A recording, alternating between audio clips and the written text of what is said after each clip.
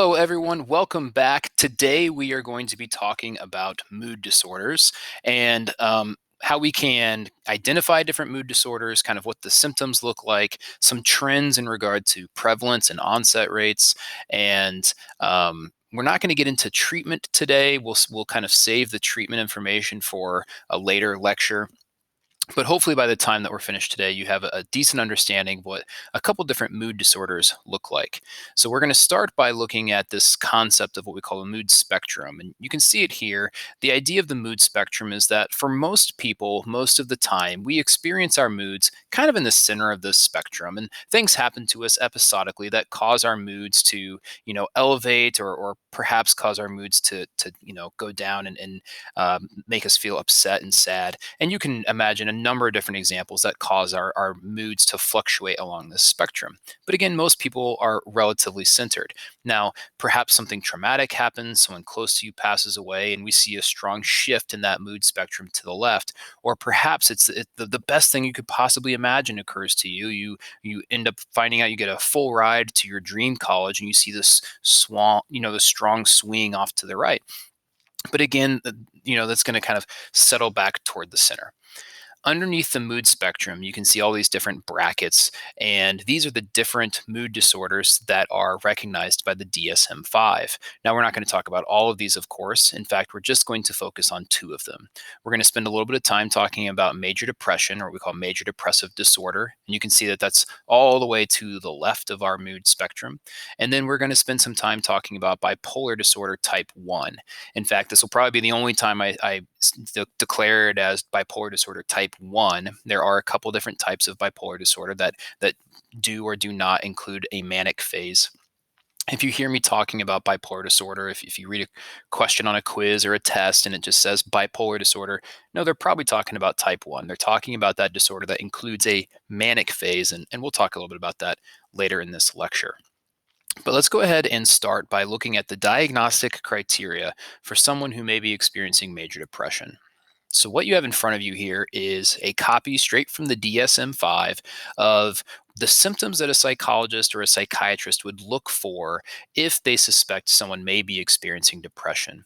Now, I have them listed here. It may be worth your time to pause the video and jot some of these into your notes. Recognize that you also have a copy of this on our site, and so you may not need to print off every single or write every single symptom. But if you read through them, they perhaps to an extent are what you would expect of someone who might be experiencing major depression. Depressed mood most of the day, a diminished interest or pleasure in activities. So if you normally enjoy playing basketball with your friends and currently that doesn't really interest you anymore, that perhaps could be a symptom of experiencing some depression. Some of these are really interesting because they seem like opposites. Significant increase or decrease in appetite or weight. In other words, a big change in what we normally see in a person's appetite or weight is sometimes indicative. Also, sleep habits. For some people, they experience insomnia where they don't sleep very much, and for others, they experience what's called hypersomnia where they sleep significant amounts of the day, 14, 15 hours a day. Um, Lethargy, so not moving, kind of being slow and apathetic to an extent, or physical agitation where you're fidgety. And so, symptoms 3, 4, 5. Notice the big thing about those is a change, something that is different than the way it used to be. Feeling worthless or inappropriate guilt, having difficult time problem solving or concentrating, and then obviously thoughts of death or suicide. Now, one thing that is important to note from this slide is how someone is technically diagnosed using the DSM 5. You might recall that when we talked about the DSM, it's essentially a giant book of checklists, right? We have hundreds of disorders, and each disorder has lists of symptoms. And psychologists and psychiatrists look at those symptoms and they're looking for ratios. Do you meet a certain number of symptoms to be diagnosed? Now, you don't need to know most of those ratios for this class, but there are a couple that you need to know. For example, we talked about generalized anxiety disorder, and we talked about with GAD, there are 6 symptoms, and in order to be diagnosed, you have to meet at least 3 of them over a 6-month time period. With major depression, there's 9 symptoms, and in order to be diagnosed, you have to meet at least 5 of the 9, and you need to experience them for a minimum of 2 weeks. And so be familiar with that ratio, what we call the 5/9 rule. Of the 5 symptoms, at least one has to come from the first two. Now, as far as if you have someone that has 3 or 4 of these symptoms, they could certainly still benefit from chatting with a professional, but they wouldn't technically meet the criteria to be diagnosed. And as the number of symptoms increase, if you have a client with 5 symptoms, another client with 9 out of 9 symptoms, clearly then we're talking about the severity of the disorder itself. Now, how common is it? When do we see this take place? Well, the average onsets for major depression is kind of mid to late 20s. And then, as far as prevalence rates, it's incredibly common. It's relatively speaking, it's first of all, it's the most commonly diagnosed disorder in the world. Now, I say most commonly diagnosed. It's predicted that it's not the most commonly experienced. The most commonly experienced would actually be phobias. But as far as actually receiving a diagnosis, major depression is the most commonly diagnosed disorder in the world. In fact, they say about 10% of all diagnoses is major depression. And it's estimated somewhere between 16 and 17 million Americans will experience the symptoms of major depression at some point in their life. Slightly more common in women than men, looking at about a 9% prevalence rate with women, about 6% prevalence rate with men. So be familiar with those trends. Again, you've heard me say this before, percentages aren't that important for this class because it always changes. I mean, this slide that you're looking at right here is data from 2016. So depending on the year that the study was done, depending on the source, whether it was, the National Institute of Mental Health or the APA, those percentages change. What's most important is that you know those trends, what we tend to see, more common in women than in men, happens to be diagnosed most often in mid 20s, things like that. Now, the second disorder that we're going to talk about today is bipolar disorder. Um, Bipolar disorder, when we look at that mood spectrum, includes having experiences all the way on that far left, those kind of depressive mood experiences, and a swing all the way over to the other side of that spectrum in what we call mania. So let's start with the depressive side because we just got finished talking about major depression. In order to be diagnosed with bipolar disorder, you have to still meet the criteria for major depression. The symptoms are the exact same. It's the same 9 symptoms. You have to meet at least 5 of those 9 over at least a 2-week period. If you do that, then you meet the criteria for the depressive episodes. And recognize that with bipolar disorder, when we talk about this swing in moods, it's not this rapid swing that we see, within a 24-hour period. It's not like you wake up and you feel depressed, and then in the afternoon you experience mania and back and forth and things like that. It's longer and more drawn out. The depressive episodes in bipolar usually last a few weeks, if not a few months.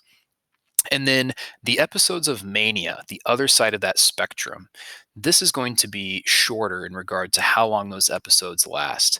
Mania is going to include 7 different symptoms. And you can see, as I have some of them listed there, but symptoms will include things like elevated self-esteem, right? This almost grandiose feeling of being the best at something. Episodes of mania are often described as being euphoric, lacking a need for sleep. Someone in a manic state might go 2 or 3 days without sleep. They are highly distractible. Their attention is all over the place and rapid jumping around of ideas and things like that. Can be impulsive, overly optimistic, and so believing that they're capable of doing things that, quite frankly, they are not capable of doing. And a manic state can be dangerous to an extent because they may participate in risky behaviors and things like that. Um, Again, this swing is going to be more drawn out than when we talk about emotional instability with borderline personality disorder, right? When we talked about borderline, we talked emotional instability, and we talked about how at times the emotions can be very volatile and can swing back and forth very quickly. That's not really what we expect with bipolar disorder. Also recognize that as we see these swings in emotion across the mood spectrum, it doesn't have to be polarized with either a depressive state or a manic state. You may have someone who experiences depression for several months and then has a few weeks of feeling relatively normal. And then they go into a manic state, and then they go back to their mood being toward the middle once again. And so don't think that it's just this swing from one side to the other back and forth. It's more fluid than that. Move it along here. There we go. Again, some of the trends with bipolar disorder, not as common as major depression. In fact, it's about half as common. It's looking like approximately about 4 or 5% of the population experiences symptoms of bipolar disorder. Now, the onset, on the other hand, is going to be sooner. And so the average onset of bipolar disorder is usually in the late teens, 18, 19 years old or so. And it is just slightly more common in men with bipolar disorder than it is with women. I like to kind of show this slide on the day that I talk about mood disorders. I think it's an important thing to put out there in front of you. It's something that I think we are doing a better job discussing, but there's obviously still work to be done, and that is understanding the risks of suicide and self injury. And I'm sure you've heard it many times before. You know, suicide being a permanent solution to a temporary problem. Approximately 1 million people commit suicide every year.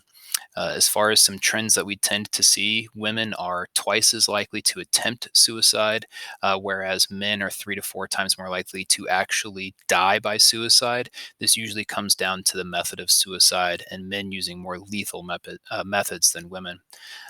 It's difficult to estimate how many people actually have thoughts of suicide. There's still stigma involved. Not everyone is willing to share whether they have these suicidal thoughts, and so it's a difficult number to estimate.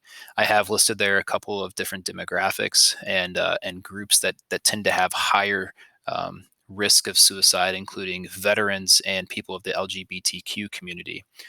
Um, Not all self-harm is lethal. There are different ways of someone hurting themselves, what we call non-suicidal self-injury, most commonly things like cutting and burning.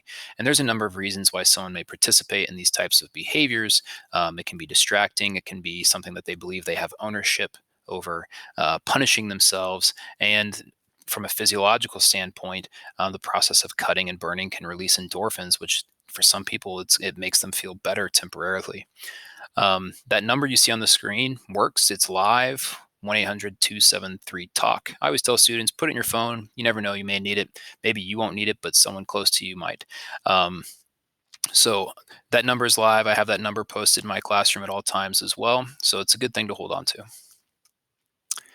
When we are thinking about why do mood disorders occur, there's a lot of different things that can cause mood disorders.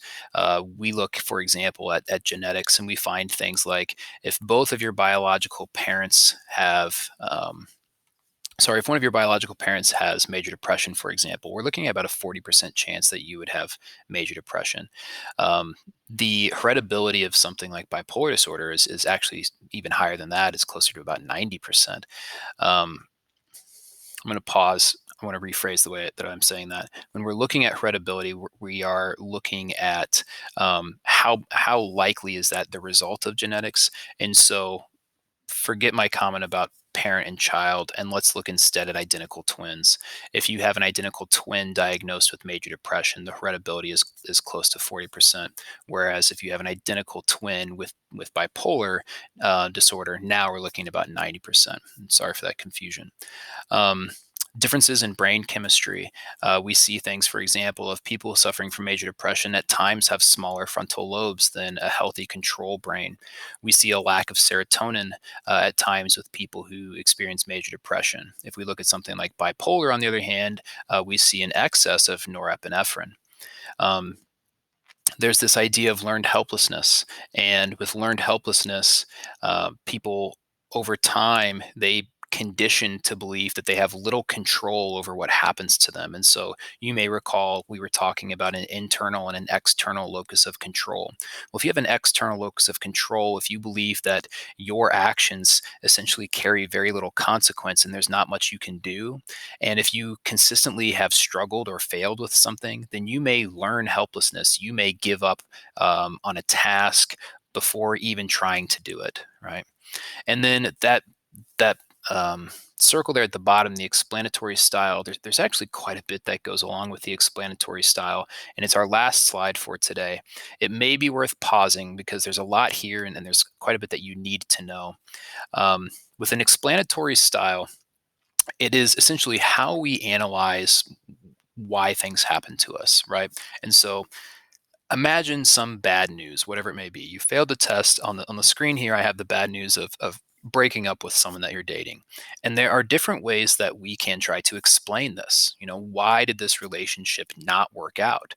Well, for some people, when they're trying to explain a breakup, they explain it in stable terms. Stable, think consistent.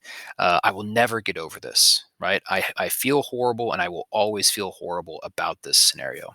Whereas others have a more temporary explanatory style. And so, temporary is this idea like, yeah, this is really hard, but I know that this will pass. I feel really crummy right now.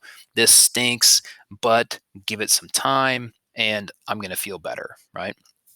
The kind of the second row down there, for some people when trying to explain some bad news, they explain it globally, right? This kind of overarching explanation of, yeah, of course my relationship failed, I'm bad at everything I do, right? And so applying this one kind of specific scenario to something more general, um, that's what we would call like a global perspective, whereas a very specific perspective is like, this particular situation did not work out, but it doesn't mean that I'm a complete failure at life, right? This relationship failed, but let me look at all the other relationships in my life that are successful with, friends and family and things like that. And then finally, that third row down, when you're explaining why did bad things happen, for some people, they internalize that. This relationship failed because of me, because it's my fault, because I did something wrong. Whereas others explain bad news, break up with a partner with, hey, relationships take two people and it didn't work out, right?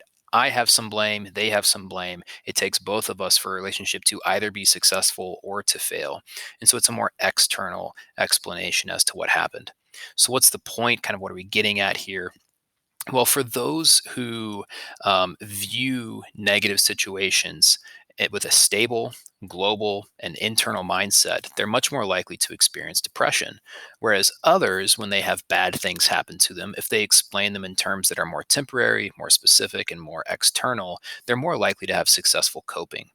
And again, there's a lot on this slide, and you do need to be familiar with those six different boxes. So I'd recommend that you kind of fill out a similar flow chart in your notes, and you can replace that bad event with anything. You can replace that bad event with, getting fired from your job or something like that.